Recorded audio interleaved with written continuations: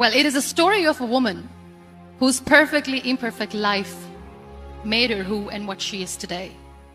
It's the story of a woman who, in pursuit of her dreams and aspirations, made other people realize that if you think that your life is hard and you're giving up on that because you think your life is unfair, think again. Because when you think that way, you are being unfair to your own self. It's the story of a woman who made people realize that sometimes problems are not too big. We are too small because we cannot handle them. It is the story of a woman who with time realized the real happiness doesn't lie in success, money, fame. It lies within. Real happiness lies in gratitude. I believe in the power of words. Many people speak before they think. But I know the value of words. The words can make you, break you, they can heal your soul, they can damage you forever. So I always try to use the positive words in my life wherever I go. They call it adversity, I call it opportunity. They call it weakness, I call it strength. They call me disabled, I call myself differently abled. They see my disability, I see my ability. There are some incidents that happen in your life, and those incidents are so strong that they change your DNA. Those incidents or accidents are so strong that they break you physically. They deform your body, but they transform your soul. But they mold you into the best version of you. And the same thing happened to me. And I'm going to share what exactly happened to me. I was 18 years old when I got married. And this thing I'm sharing for the very first time on an international level. I was 18 years old when I got married. I belonged to a very conservative family, a Baloch family, where good daughters never say no to their parents. My father wanted me to get married. And all I said was, if that makes you happy, I'll say yes. And of course, it was never a happy marriage. Just about after 2 years of getting married, about 9 years ago, I met a car accident. Somehow my husband fell asleep and the car fell in the ditch. He managed to jump out, saved himself. I'm happy for him. But I stayed inside the car and I sustained a lot of injuries. The list is a bit long. Don't get scared. I'm perfectly fine now. Radius ulna of my right arm were fractured. Wrist was fractured. Shoulder bone and collarbone were fractured. My whole rib cage got fractured.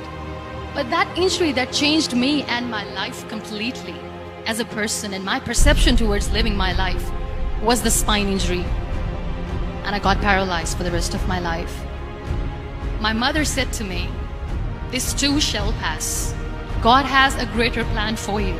I don't know what it is, but He surely has."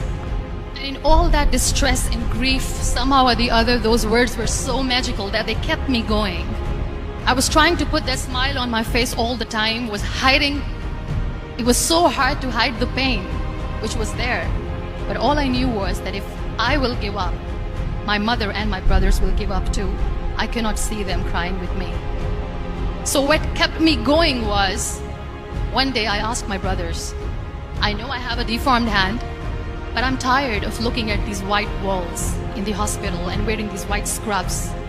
I'm getting tired of this. I want to add more colors to my life. I want to do something.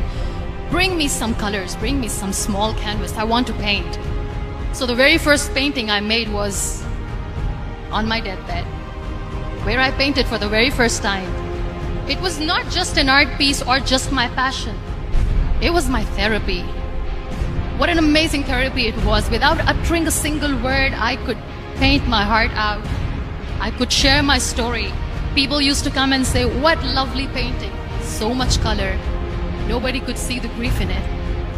Only I could.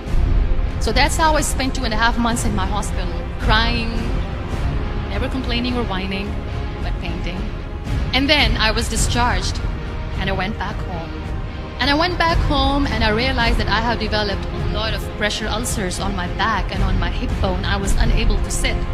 There were a lot of infections in my body, a lot of allergies. So doctors wanted me to lie down on the bed straight for not 6 months, for not 1 year, for 2 years. I was bedridden, confined in that one room, looking outside the window, listening to the birds chirping, and thinking maybe there will be a time when we'll be going out with the family and enjoying the nature. That was the time where I realized how lucky people are, but they don't realize.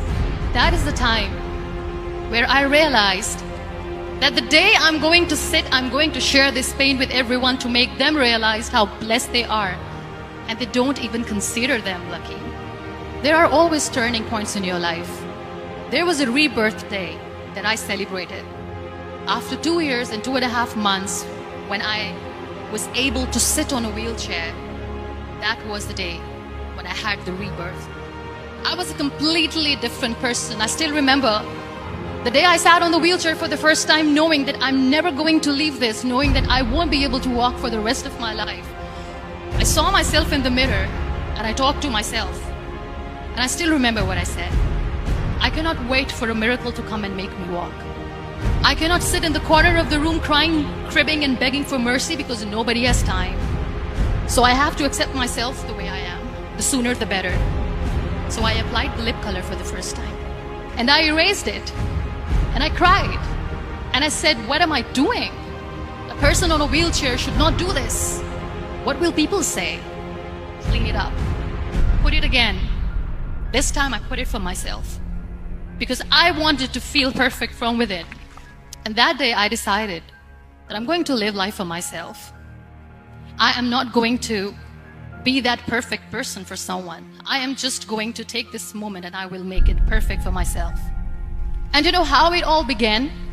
That day I decided that I'm going to fight my fears. We all have fears. Fear of unknown, fear of known, fear of losing people, fear of losing health, money. We want to excel in career, we want to become famous, we want to get money. We are scared all the time.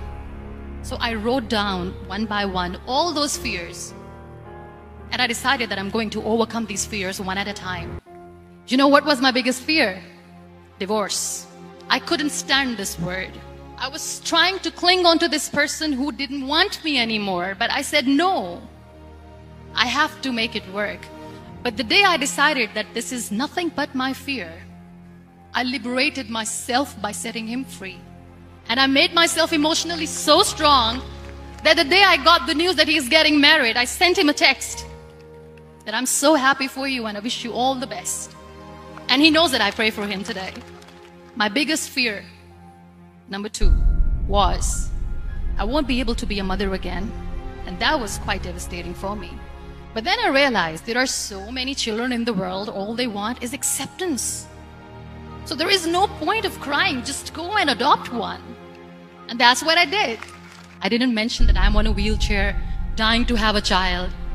So I just told them that this is Muniba Mazari and she wants to adopt a boy or girl, whatsoever, but I want to adopt a kid. And I waited patiently. 2 years later, I got this call from a very small city in Pakistan. I got a call and they said, are you Muniba Mazari? There is a baby boy and would you like to adopt? And when I say yes, I could literally feel the labor pain. I said, yes, yes, I am going to adopt him. I am coming to take him home. And when I reached there, the man was sitting and he was looking at me from head to toe. And in back of my head, I kept thinking that, oh my, he's going to say she's on the wheelchair. She doesn't deserve it. How is she going to take care of him?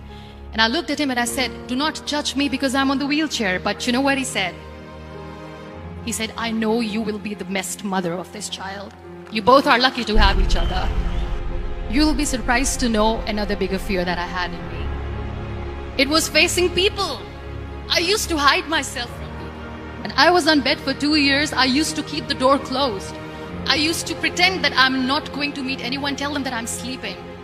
You know why? Because I couldn't stand that sympathy that they had for me. They used to treat me like a patient. When I used to smile, they used to look at me and say that, you're smiling, are you okay? I was tired of this question being asked, are you sick? Well, a lady yesterday at the airport asked me, are you sick? And I said, well, besides the spinal cord injury, I'm fine, I guess. Those are really cute questions. They never used to feel cute when I was on the bed. So I used to hide myself from people, knowing that, oh my God, I'm not going to see that sympathy in their eyes. It's all right. And today I'm here speaking to all these amazing people because I have overcome the fear. You know, when you end up being on the wheelchair, what's the most painful thing? That's another fear that people on the wheelchair or the people who are differently abled have in their hearts, but they never share. I'll share that with you. The lack of acceptance. People think that they will not be accepted by the people because we, in the world of perfect people, are imperfects. So I decided that instead of starting an NGO for disability awareness, which I know will not help anyone, I started to appear more in public. I started to paint. I always wanted to. I've done a lot of exhibitions. I'm Pakistan's first wheelchair-bound artist. I also decided that if I really want to make the difference, I am not going to let people use me for their polio campaigns where they will make you a victim and an emblem of misery and mercy and will say that, you know what, give polio drops to your children or they'll become like this girl. I decided that I'm going to join the national TV of Pakistan as an anchor person, and I've been doing a lot of shows. So when you accept yourself the way you are, the world recognizes you.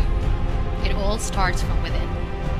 No matter how much I say that I couldn't find a hero so I became one, you know what, we human beings have a problem. Out of many problems there is one more, and this is self-created one. We always expect ease from life. We have this amazing fantasy about life. This is how things should work. This is my plan. It should go as per my plan. If that doesn't happen, we give up. So my dear friends, let me tell you one thing. I never wanted to be on the wheelchair. Never thought of being on the wheelchair. I was always aspiring to do bigger things, but had no idea that for that I have to pay the price to be where I am today.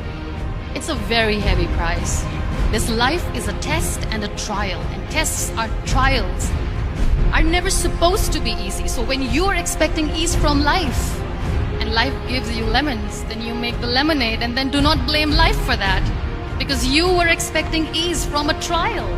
Trials make you a stronger, better person. Life is a trial, and with time you realize that. It is okay to be scared. It is okay to cry. Everything is okay, but giving up should not be an option. They always say that failure is not an option. Failure should be an option because when you fail, you get up, and then you fail, and then you get up, and that keeps you going. That's how humans are strong.